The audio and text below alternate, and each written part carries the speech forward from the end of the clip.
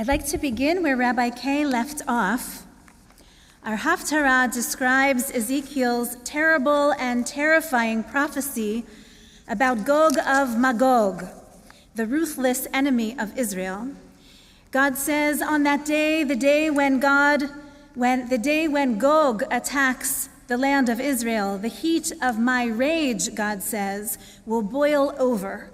I will summon the sword against them. I will pass judgment upon him with plague and bloodshed. I will pour down torrents of rain and hail and fire and brimstone upon him, upon his troops, and upon other people who are with him. I will decimate you, Gog, God says, and then they will know that I am the eternal God. This brutal biblical text is enough to make us squirm in our seats, and it seems to be a terrible mismatch for this Shabbat of Sukkot. This week-long fall festival is called Zman Simchatenu, the time of our rejoicing. I never understood why our sages assigned the violence of Gog of Magog to this day. Today we sing Hallel, we sit down to festive tables, we eat and drink slowly with friends and family and guests. We share in the bounty of God's harvest and vineyard. On Sukkot we delight in the beauty of lulav and etrog and sukkah, ancient symbols of this festival, when life is apparent in all of its abundance and we are filled with gratitude. What is this vengeful Haftarah doing here? For 2,000 years, when the Jewish people were scattered among the nations and often subjected to violence, there was no self-defense. There was no Jewish army. There was no fighting back.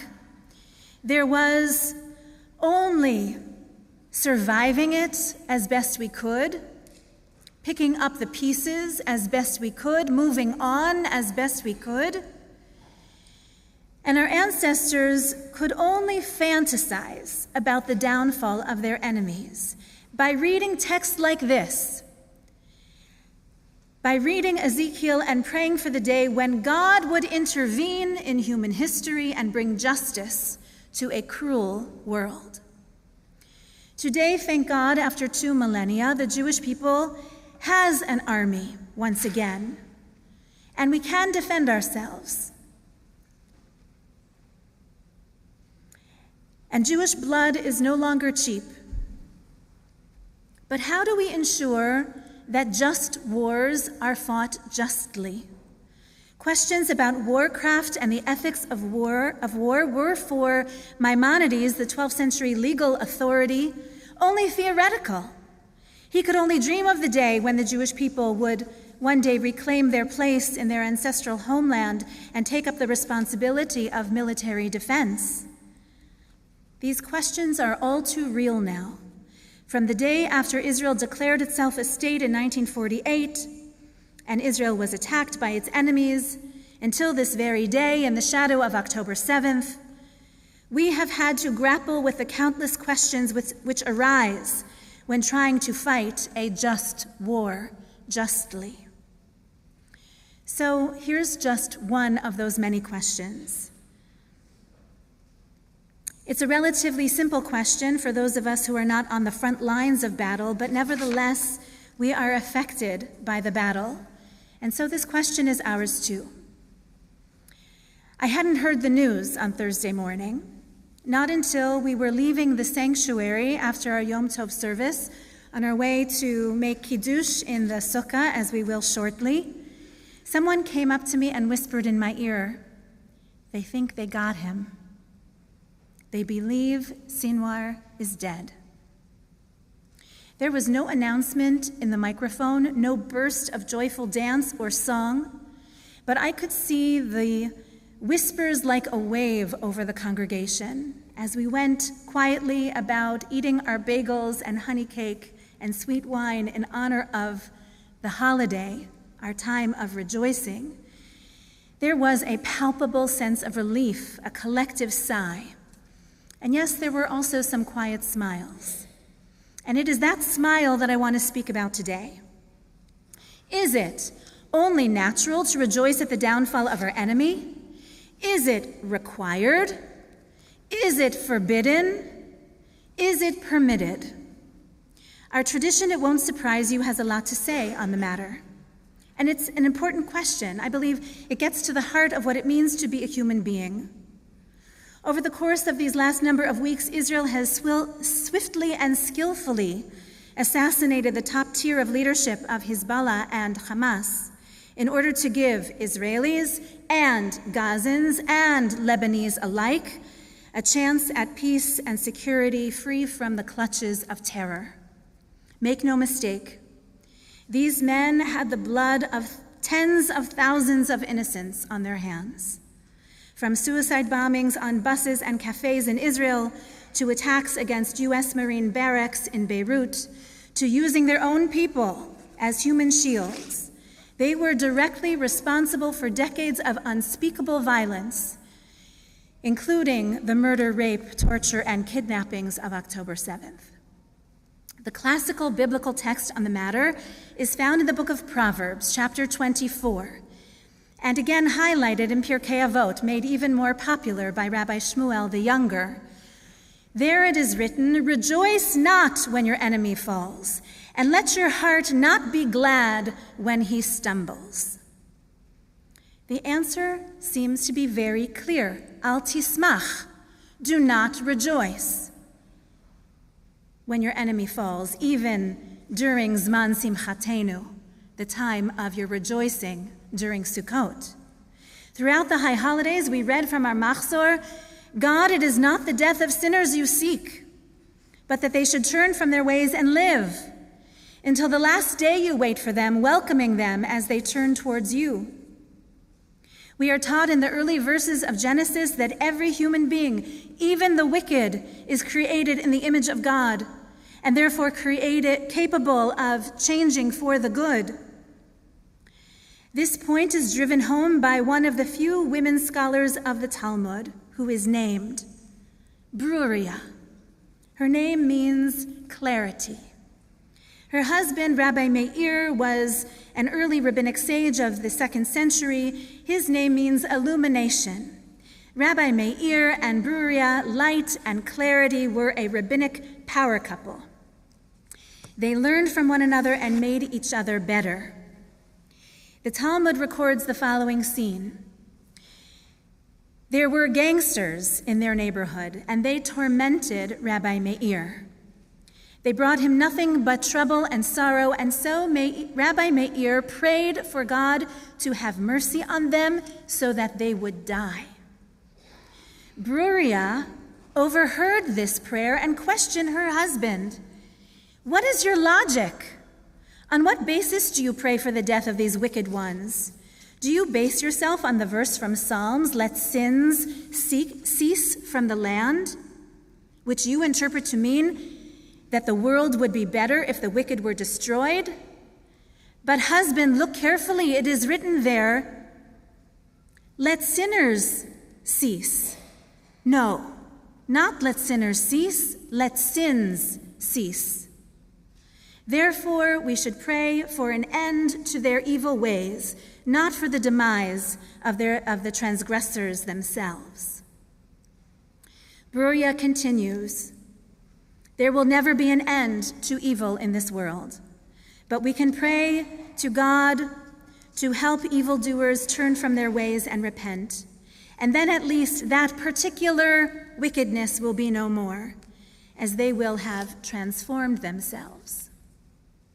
The story ends with Rabbi Meir seeing that Bruria was right, and he prayed for God to have mercy on the gangsters who tormented him, and they did repent.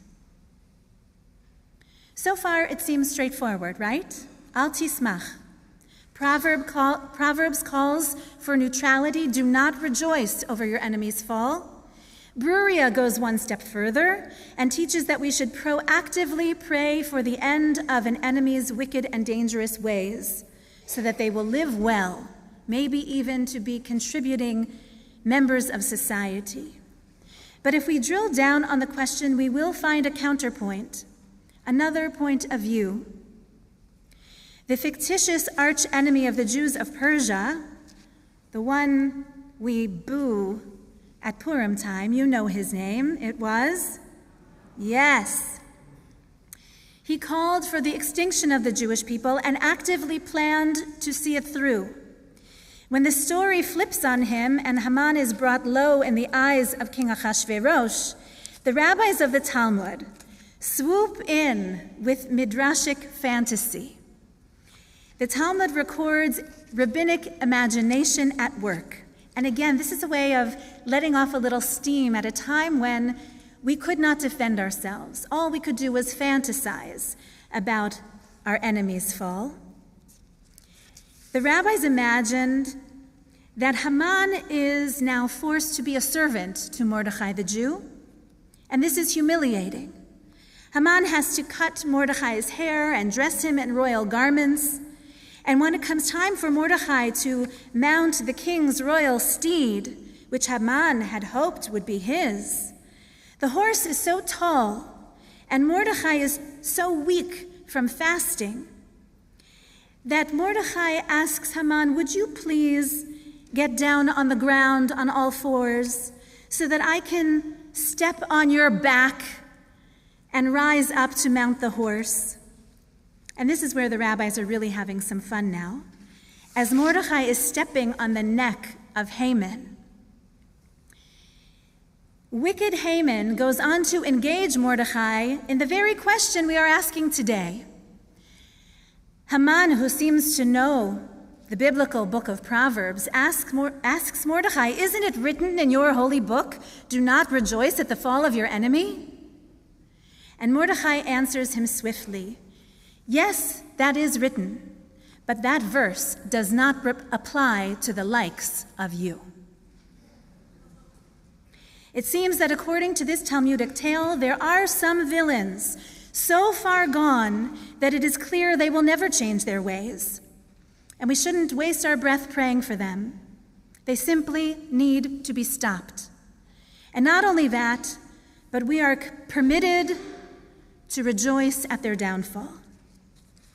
Now, you know that Seder custom when we take a pinky or a spoon and we take a bit of wine from our own cup for each of the 10 plagues that God wrought against the Egyptians. This is a practice in radical empathy, and we love it.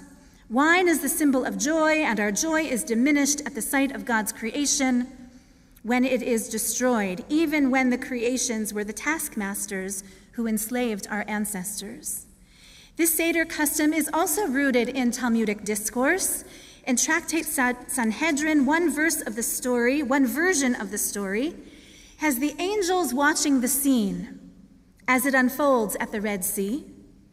And when Pharaoh's army is swallowed up in the waves, the angels begin to sing and celebrate.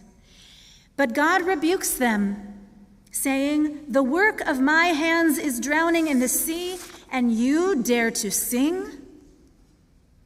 Cruel though they were, the Egyptian soldiers were still, in God's eyes, ma'aseh yadai, the work of my hands, God's children. As a matter of justice, they deserved to drown, but it was forbidden for the angels to watch and sing in joy. Now, I thank my classmate, Rabbi Yoshi Zweibeck, my friend, for bringing to my attention a remarkable teaching that's layered on top of this rabbinic midrash. Rabbi Kalonymus Kalman ben Shapira was one of the leading rabbis of the Warsaw Ghetto. Before the ghetto was liquidated, before Rabbi Shapira was deported and murdered in 1943, he hid his manuscripts in the walls of the ghetto in hopes that they would one day be found and taught. So we are now fulfilling his wish. About the midrash of Pharaoh drowning and the angels rejoicing and God silencing their song, Rabbi Shapira asks, but were those angels ever subjected to beatings and whippings by the Egyptians? Were any of those angels ever murdered by the Egyptians? Were they ever humiliated? No, but we were. Therefore, since the angels did not suffer at the hands of the Egyptians directly, they were not permitted to rejoice, but we did suffer. We suffered greatly. And so when we, human beings of flesh and blood, were redeemed, we can sing a song of rejoicing. Mi chamocha ba'elim Adonai.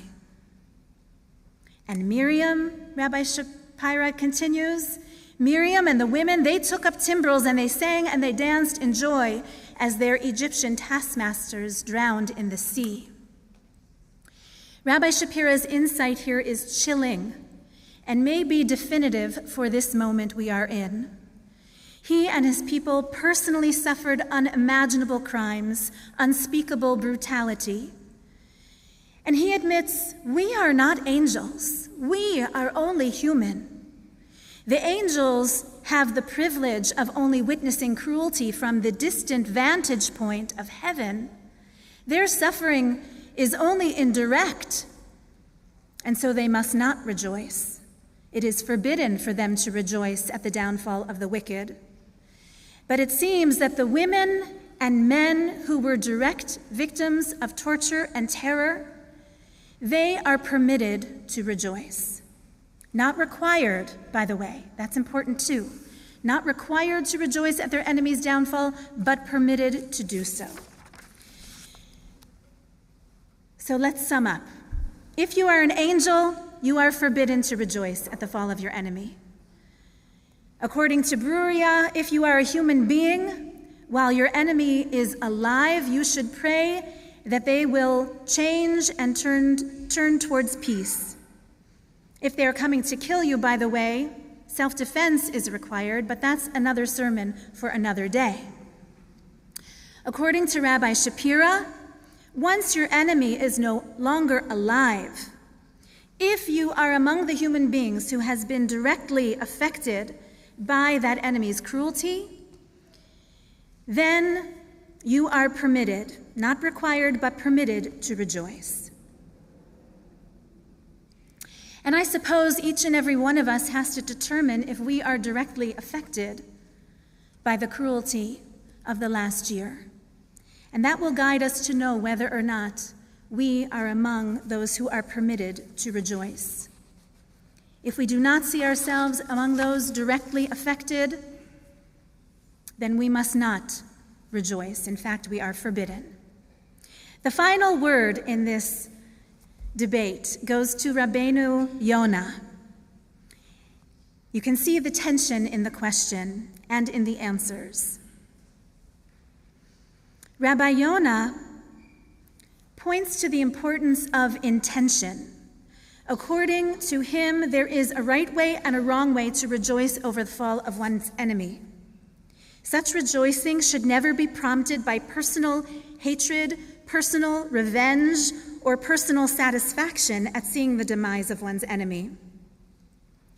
So why is it permitted to rejoice at all? What is the permitted intention behind that rejoicing?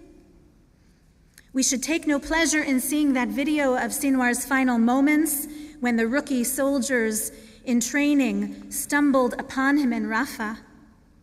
Even for those who lost dear ones to his hands on October 7th, there should be no rejoicing over the settling of a personal score, but rather a tzaddik, a righteous one, who rejoices at the fall of his enemy does so, and listen to the kicker, the punchline here, only does so because the fall of the wicked brings honor to God on high, who is the judge of truth. And that brings me to the concluding prayer, which we'll offer up in just a moment, the Aleinu. We skip over the words, or they're read only quietly. But for just today and this question, I want to read them aloud in part. Soon may we behold the glory of your power, O God. Banish idolatry from the earth, wipe away false gods, and perfect the world by your divine rule. Then all humanity will call upon your name, and even the wicked will turn towards you. And then all the world will see that the Eternal One rules over all of the earth. On that day, Bayom Hahu, God will be one, and God's name will be one. Bayom Hahu Yihiyeh Adonai Echad, Ushemo Echad.